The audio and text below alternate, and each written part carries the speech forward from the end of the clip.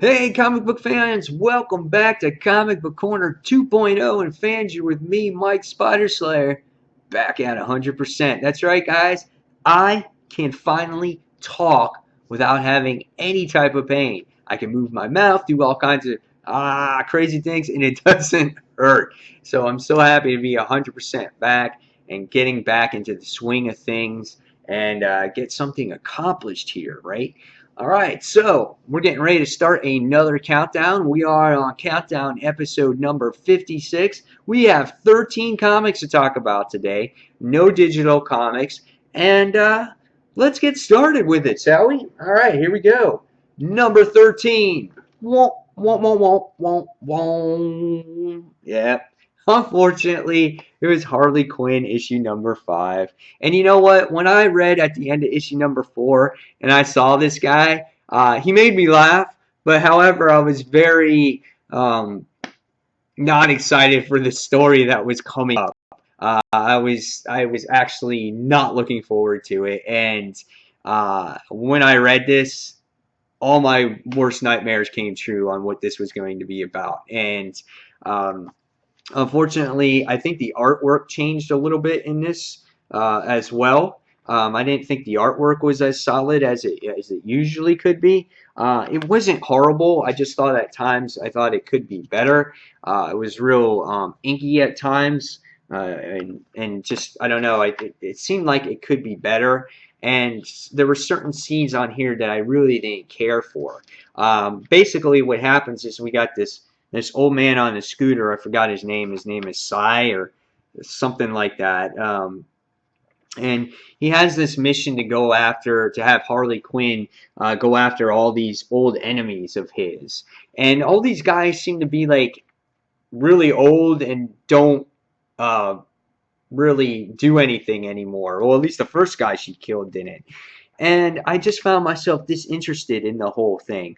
Harley goes into her buddy's, uh, I guess, show or whatnot. She winds up destroying that, her friend Tony's show, and winds up destroying that show because she thinks that this knife was going to be real, which for some reason I didn't really find entertaining when she was chowing down popcorn and spilling down soda and ruining the show and daydreaming and things of that nature. I just didn't find it as entertaining as this series has been in the past. And I thought, um, her going out on this scooter and then killing this guy that was in this particular coma was extremely funny either. I thought out of all the Harley Quinn issues, I thought that so far this was the least entertaining, and I really didn't laugh at all in this particular issue either. So after reading this book, I'm going to give this one a 2.5 out of 5 stars. This definitely wasn't my favorite read. I'm actually looking forward to this story arc ending, and it is continuing at the end, at the next issue on issue number 6. So that was number 13. So what is number 12? Number 12 is Supergirl issue number 30. Um, my biggest thing with this issue was the flow of it. If you read Red Lanterns, you're going to see that this story, Red Daughter of Krypton, is continuing or crossing over between Red Lanterns and Supergirl. And my biggest problem with this last issue here, or this particular issue, was that if you read Red Lanterns, you saw that Bleeze at the end of it got flown into planet Yasmalt, and she's like practically dead.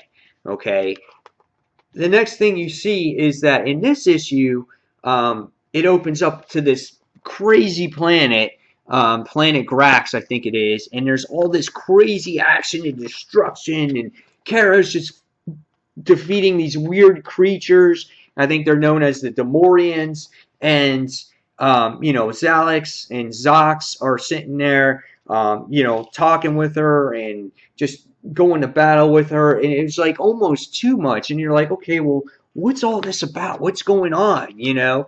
And finally, they get done with this battle, and then it goes on to this other place, which is called the Block, and you run into this weird creature, which is called Blaze, and she's going to be, or it is going to be going after Supergirl.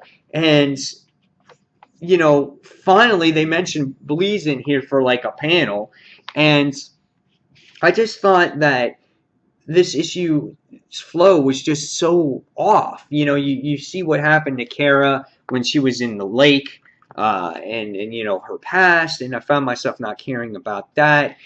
So the issue jumped around a lot, and I wanted to see more continuation of, excuse me, of what they're going to do with Atrocitus.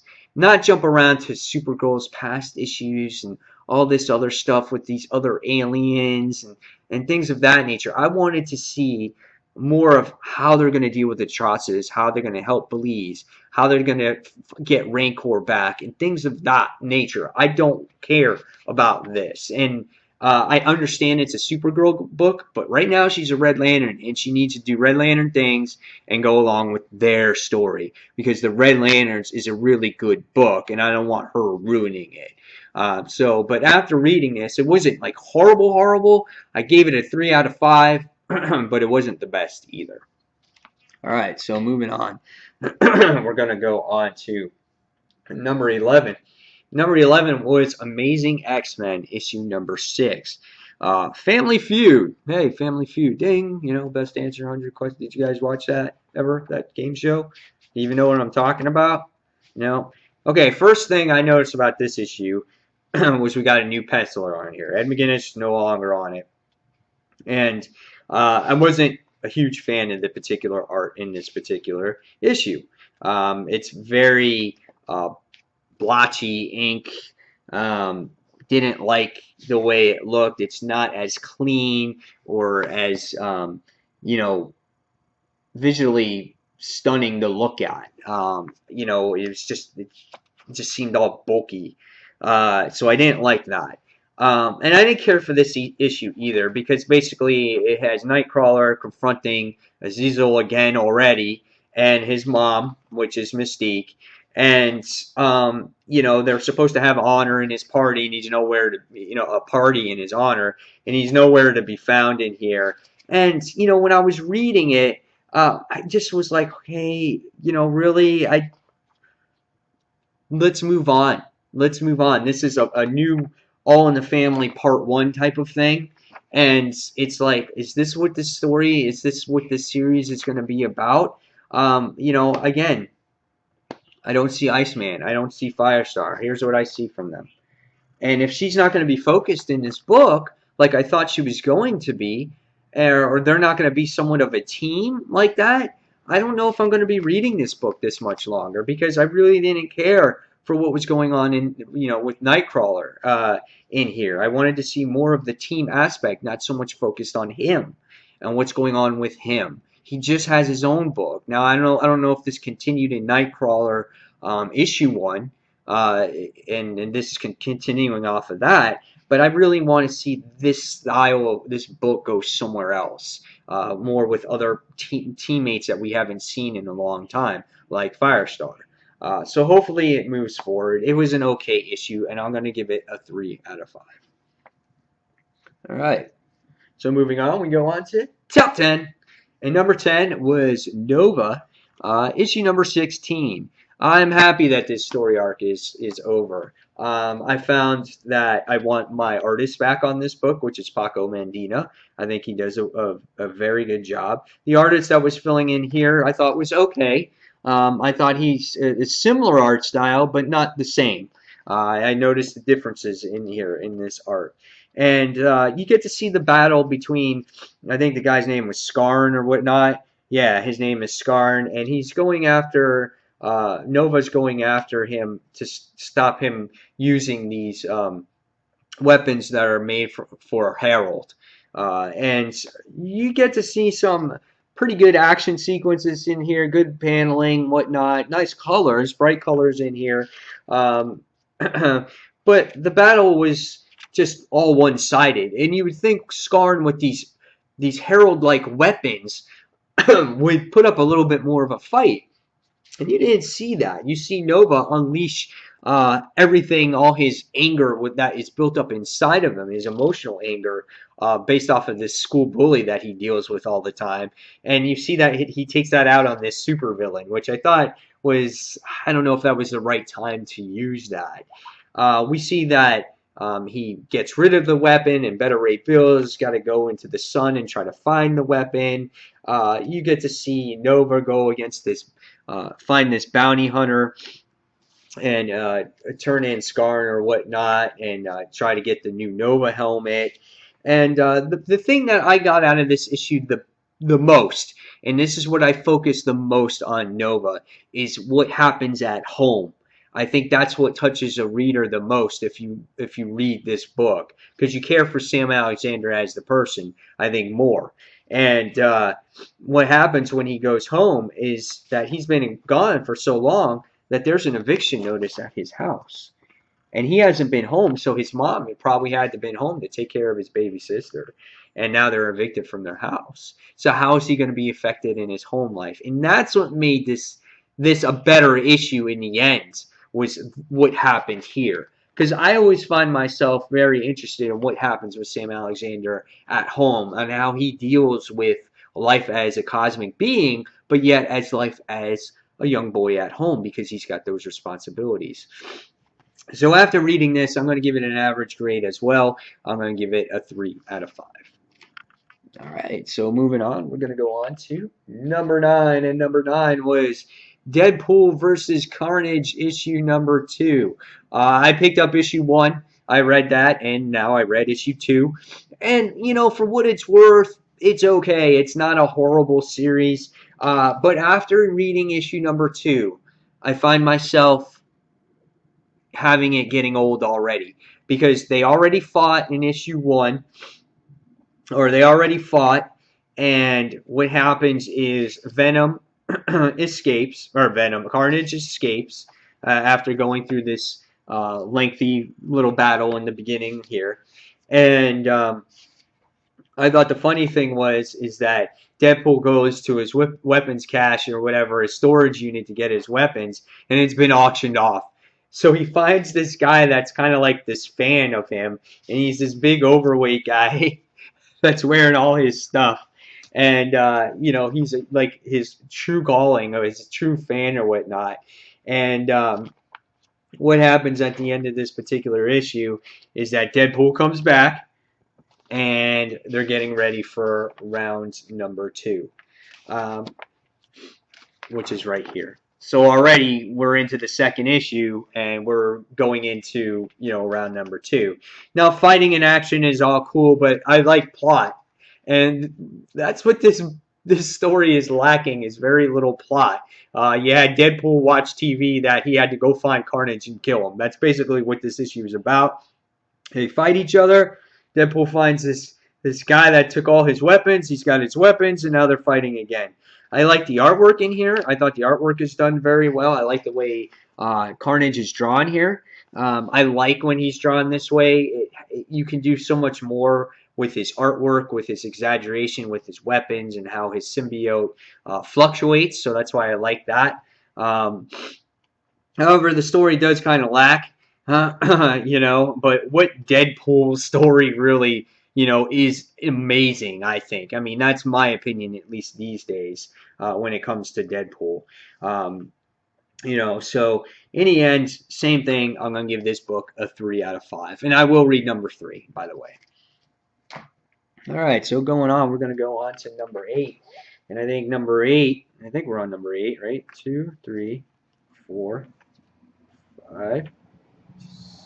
6, 7, 8. Yep. Number 8 is Batman Zero Year, the final act, otherwise known as issue number 30. Love the cover here. Love the green. I love the green going on with the bat symbol here. I think it's really neat, simplistic cover. I always like that embroidered type of puffiness that pops out of the cover. And I thought this issue was nice. I thought this was well done issue. I thought there was just enough dialogue in here to keep you, you know, grabbed and interested. I like seeing Bruce Wayne open up, learning about the particular city, the way it looks right now. on how long Bruce Wayne has been out of it and what has happened to the city since then. And I loved seeing the way the city is here. The Riddler's in complete control now. And I love the aspect of people trying to take on the Riddler. And he says that if you can stump me on a riddle, he's like, I'll give you your city back. And you see this one particular guy try to stump him, and the Riddler like answers this question like right off the bat, which I thought was cool. Like seeing the interaction between Batman and Penny, or Alfred, for the first time since he's woken up, and he's got this secure line so he can contact him. So this was a very interesting issue to see what has happened in here. Great artwork, great paneling. I mean, what can't you complain about when it comes to Capullo's work here? You got to see that Commissioner Gordon was working with these men, and we're going to actually ransom off the Riddler, but that kind of failed and got slapped into their faces. And at the end, you get to see Batman make his return in this very basic, simplistic Batman uniform. Pretty much just with the cowl on, and it was pretty neat to see.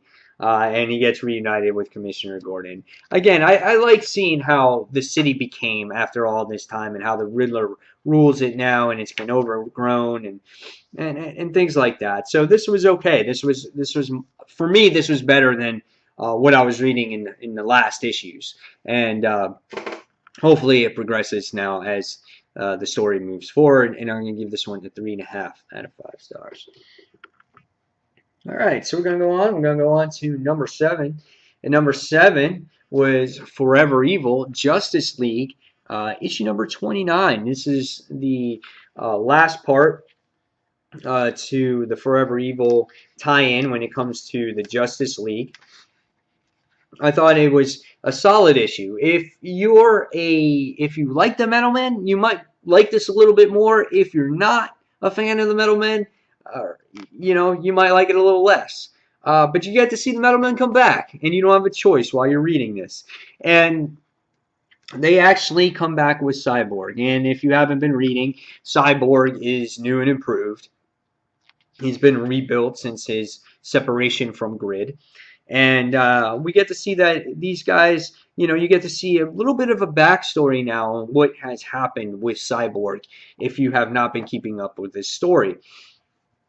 Or what happened in Forever Evil. You get to see how Grid took over his body, and how Atomico was a traitor, and how the crime syndicate came to be. And now you get to see our Metal Men in action. And what Cyborg wants to do is he wants to go after Grid, because Grid is a major, intricate part of the crime syndicate. If you can get rid of Grid, who is the virus, and getting rid of all the communications in the city, then he's intricate in removing him.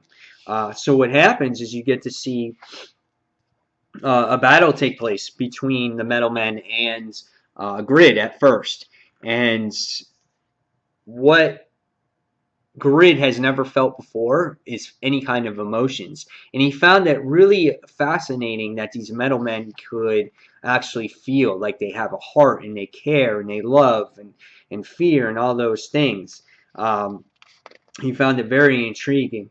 But when he defeated one of the Metal Men, we find that there was a battle going on eternally between Grid and Cyborg. And we can see that going on in this particular issue. And one was going to win, and one was going to fall. And by the time you get to the end of this issue, you see that Cyborg is the one that winds up prevailing in this particular issue. He doesn't get weak. He winds up winning against Grid, and now we're going to get all our computers back online. However, this doesn't stop the Secret Society people from coming and going after our heroes in this particular issue. And of course, it's to be concluded in Forever Evil issue number 7, which we're all still waiting for. Okay, it's been delayed. I wanted to come out already and end this particular story. I cannot wait to see what happens at the end of issue or this series. I thought the story was pretty good. I thought it was a very interesting way to take out the Grid character, and why was it more fitting for Cyborg to get his revenge here? Because Grid took away his body, so it was perfect for Cyborg to get his revenge and take him offline. So I thought it was a fun read. It kept me interested all the way through. And I thought the artwork was good on here. And Jeff Johns, again, wrote a great tale. So I'm going to give this one a 3.5 out of 5 stars. All right, so going on, we're going to go on to our number 6 comic of the week. And number 6 was 1, 2, 3, 4, 5, 6. Yes, and number 6 was The Superior Spider-Man series finale, issue number 31. That's right, fans. I had issues with this particular book. It wasn't as impactful as issue number 30, where you get Peter Parker comes back. He gets out of that machine and he puts on that blue and red for the first time. That's an impactful issue. The whole story leading up to it was impactful. Shit, the whole journey through Superior was an epic story in itself on the demise of Peter Parker and then getting back to this point. That's what Superior Spider-Man was all about. But in this issue, when Peter Parker comes back, it leaves you with all kinds of questions, which is fine, and it's going to continue as the series goes along.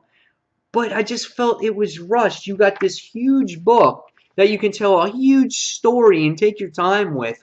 But I felt everything was so rushed. And I felt that the major thing is that being Superior Spider-Man, and I'm not saying it's not going to happen in the future, being Superior Spider-Man has its consequences. And when Peter came back, it's kind of like, I've been taken over by Dr. Octopus. And Carly Cooper was like, I understand. I get that. That's okay, Peter. And it's like, okay, let's move on. All right, I'm going to go after the city. I'm going to stop all the little goblin kids, and I'm going to go talk to Mary Jane and tell her that I was taken over. And she's like, it's okay. I understand there's going to be things that happen. That's your job. And the next thing you see, she's Peter talking to Spider-Man 2099, and 2099, same thing. He's like, you left me there for dead. He's like, but you don't understand. I was taken over by Dr. Octopus. And he's like, well, okay. It's kind of like everyone was so willing to accept that he was taking over that they're all believing him. Just like that. Is there going to be any consequence that he was Superior Spider-Man and that he did these things? Are people just going to believe him? You know what I'm saying? And that's what kind of frustrated me about this issue. Same thing with the Avengers. They're just like, oh, look, he's okay now. It's just like they're all accepting that, hey, Peter Parker's back, all in a matter of about 6 pages. And that's what bothered me a lot about this issue. He goes after enemies and defeats them, like the Hobgoblin, defeated in a panel. Goes after another bad guy, Menace, defeated in another panel. It's just everything was just wrapped up so quickly. And I think that it could have taken his time if you had used all the pages here. You see something crazy going on with Normie. That mask that you found in the last issue that was lying on the ground? That's Normie's mask. He's one of the kid goblins. He's infected with the serum. I know that he is. And then at the end, you find out this crazy thing of what happens of who the Green Goblin really is. And you find out that it's Harry Osborn, or Norman Osborn, I'm sorry. And you find out that it's Norman Osborn, but he changes his identity. He has different faces now, so you can't recognize who he is. And I was a little disappointed at that. I was like, it's kind of weird, it's different, but I was expecting something much more of a bombshell there. And then you get to see the rescue of Anna Maria, and you feel sad for Anna Maria at the end of the issue because she really loves Peter Parker, and you witness that. And Norman Osborn winds up escaping. And that's kind of how the issue ends. And then, and again, you waste 2 pages showing covers. which I didn't feel that was necessary. And then you go on to the second story where it says actions have consequences. And I felt if you integrated this with the real story, on how he maybe meets up with Mary Jane or comes across Mary Jane or whatnot, it would have been better. Or how he talked with the Avengers or Spider-Man 2099, that actions have consequences, that they didn't believe him, and how he has to deal with those consequences, I thought would have made a better telling story, and you could have told so much more of a story instead of wasting all these pages here. You know what I'm saying? Look at all this. I just thought you could have done it in a better way, and I thought that it just really interrupted the flow of the book altogether. And I kind of get what they were doing here, but I wish it was just one full story, if that makes sense. So that's why I gave it the grade that it got. It wasn't a bad book. I gave it a 3.5 out of 5 stars. It was actually on my higher tier, probably my highest tier at 3.5 out of 5 books. But I just thought it could have been put together better. So that's why I gave it a 3.5 out of 5 stars. All right, so moving on, we're going to go on to top 5. And number 5 was Miss Marvel, issue number 3. I'm liking Miss Marvel. I like seeing her journey on who she is and where she fits in this world and how to fit in as a superhero. I like seeing that, and that's what you get out of here. The one thing that kind of bothered me about this is that we almost got almost the exact same issue of her dealing with her powers on how to handle them until you got to the end. And then at the end, you're left with your first like real cliffhanger of the series so far.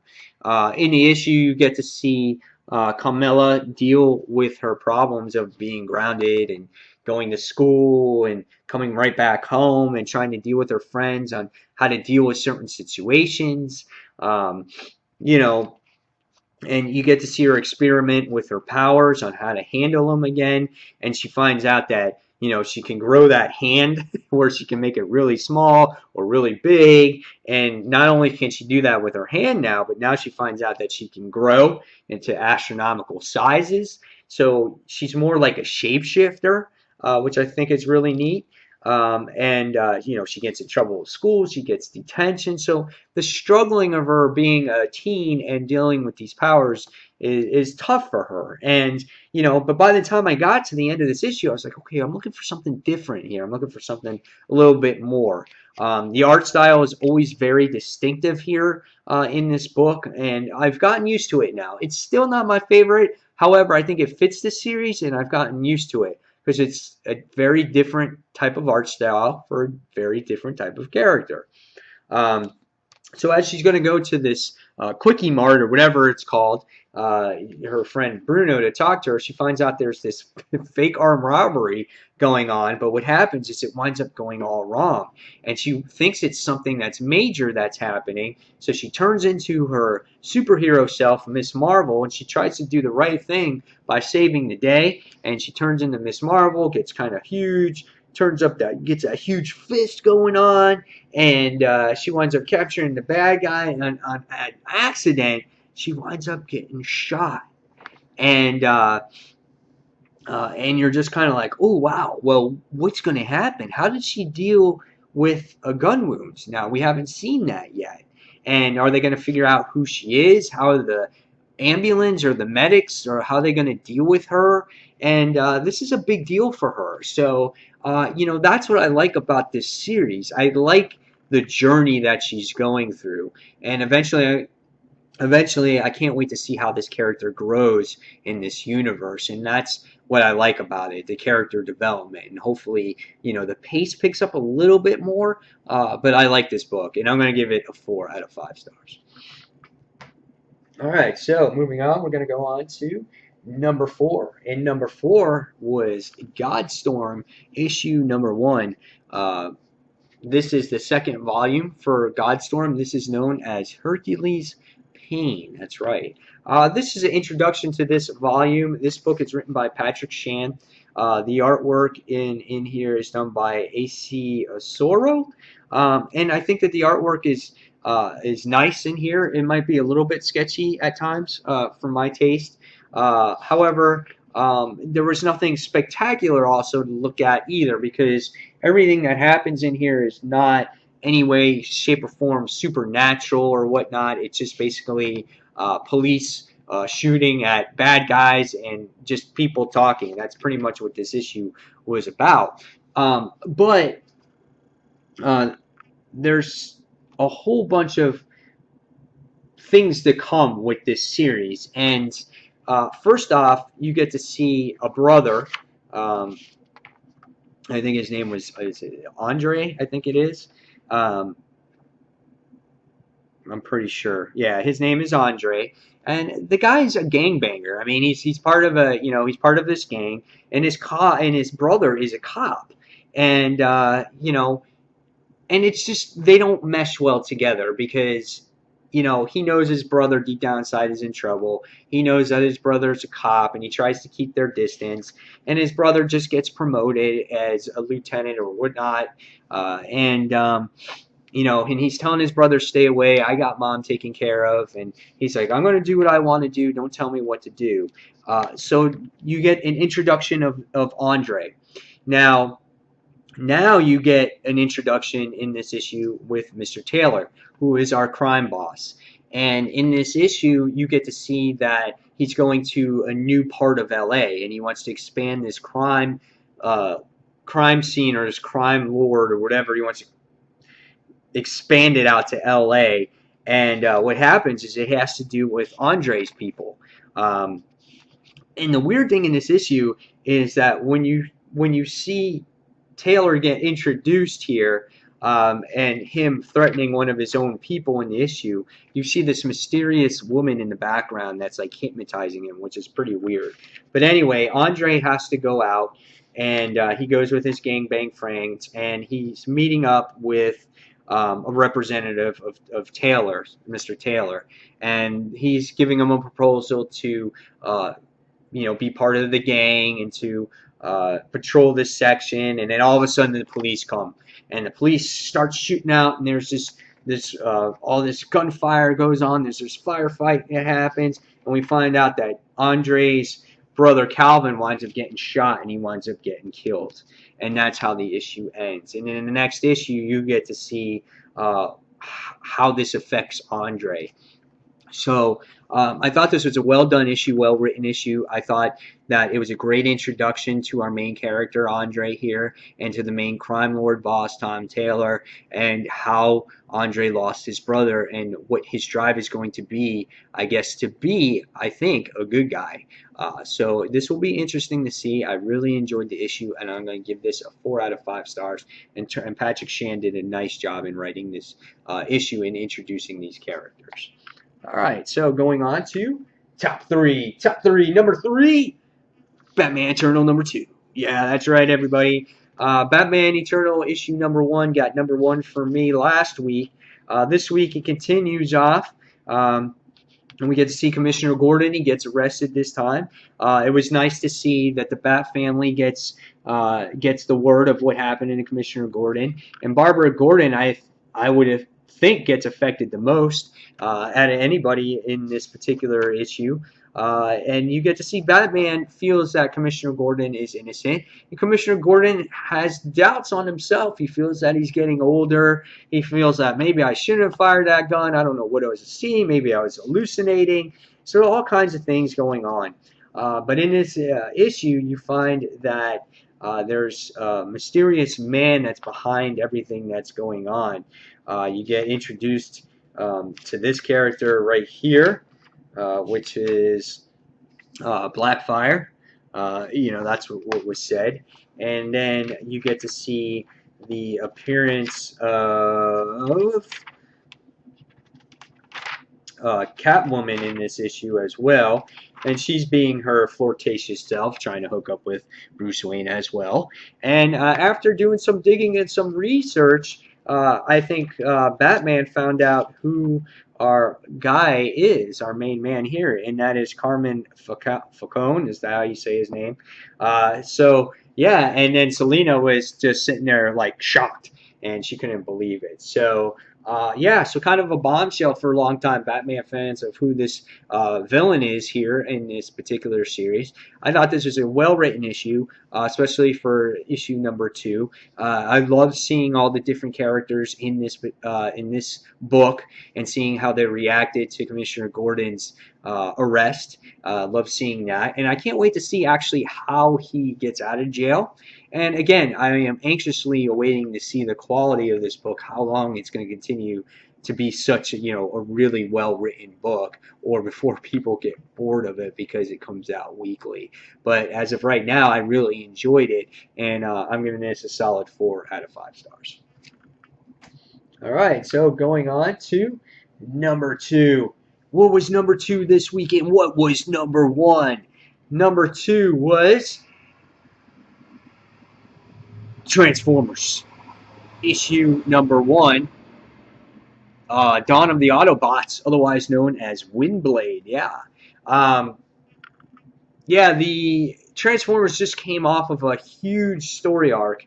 And I didn't read it, so I'm going to get the trade of it. Is it Dark Cybertron, I think it's called? And I didn't read it. So there were some new characters introduced into the series, and Windblade was one of them.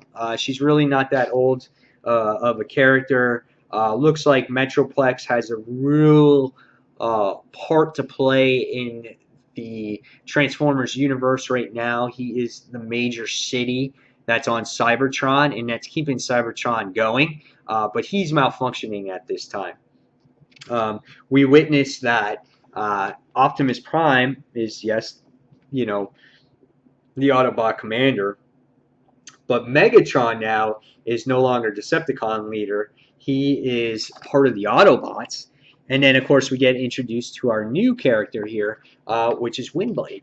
And this takes place 6 months after this initial story arc. Now, this book is written by Magritte Scott, and the art was done by Sarah Stone.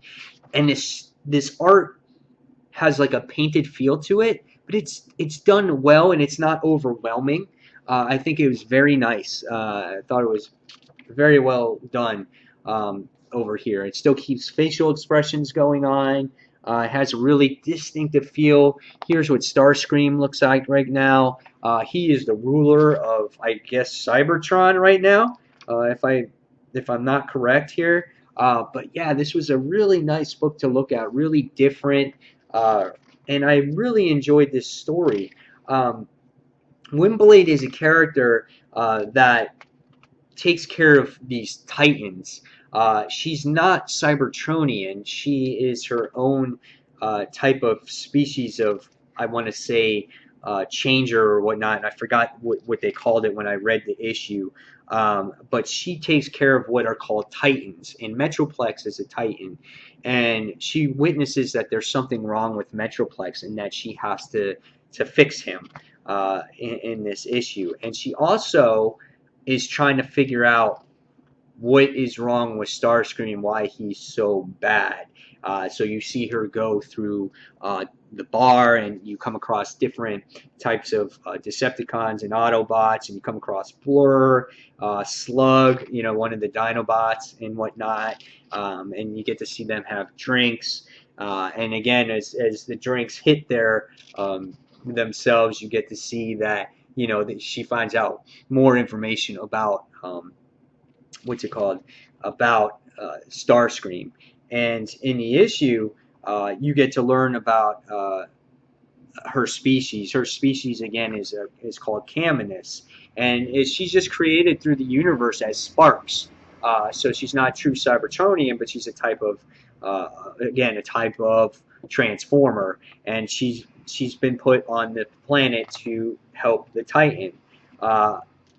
We find out that a major bomb goes off, and she helps rescue her friend, and she winds up surviving, but she's severely damaged in the particular issue. And we see that Starscream winds up coming up to her, and he goes, well, look who isn't dead. So it looks like he set up the bomb to destroy Windblade. So he's very, the dialogue for Starscream is awesome. He's still, his cowardly self, even though he's this ruler, and he knows that someone is on to his tricks, and and now is looking to face Windblade head on here. So, yeah, a very well written book. I really enjoyed it. I loved it visually, and I'm looking forward to reading all the other issues that comes to this new series here. Which this is Windblade #2, and then we have Transformers: Robots in Disguise issue #3 or #28. It's got, again, Optimus Prime, and it's got Megatron on there. So I'm going to be reading all of those, and I'm going to be reviewing them either on Comic Frontline or here. So very good book. I really enjoyed it. 4 out of 5 stars. So the final book of the week, the #1 book of the week, and that is Sinestro. That's right. Issue #1, Beware of His Power. The reason why this book gets #1 for the week is because it actually surprised me. I didn't think it was going to be that good. I didn't think we were going to the Yellow Core or the Sinestro Core right off the bat here, and we kind of did in this particular issue. I thought this was just going to focus on Sinestro himself in this, like, monk version that he was when you got in the beginning of this issue.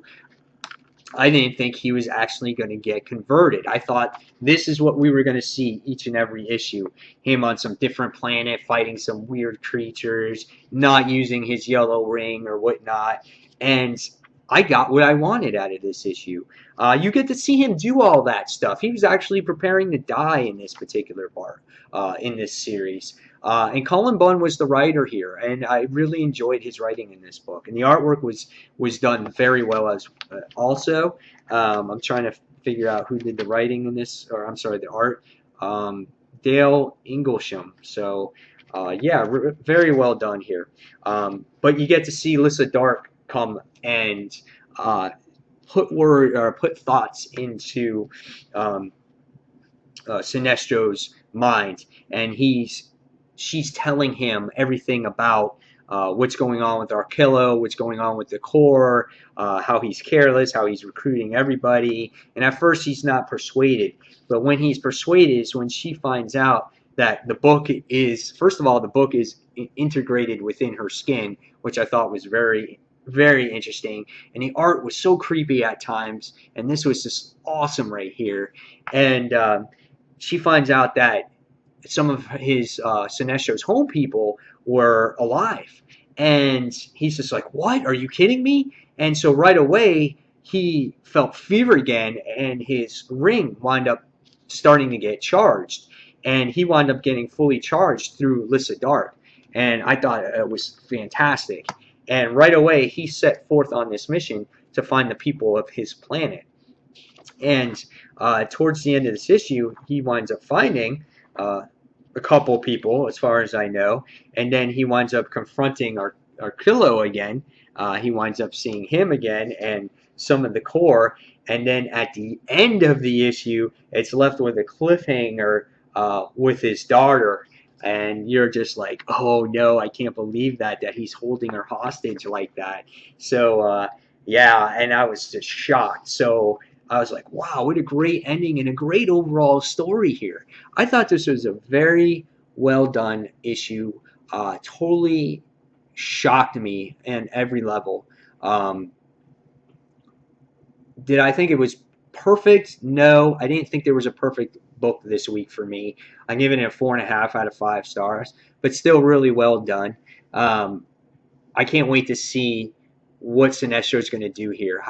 If he is going to take out over his Corps again, if he's going to kill Arkillo, he's going to rescue his daughter. What's his daughter going to do? Like, there's going to be so much here, and this could be the book that starts putting together the Corps back together the way it was, how it used to be. So I don't know, we'll see. But I really, really enjoyed this book. Again, really close to being 5, but not 5, just not quite there for me yet. But we're going to see where that next issue goes. So, guys, there you have it. There's the countdown for the week. You've seen the worst. You've seen the best. Guys, leave me your comments below what your favorite comic book of the week was, what your worst comic book of the week was. And, guys, this has been the Countdown, episode number 56. So, guys, as always, thank you for watching Comic Book Corner 2.0. And until the next comic book review, this is Mike Spider Slayer signing off. Take care, everyone. See you soon. Bye.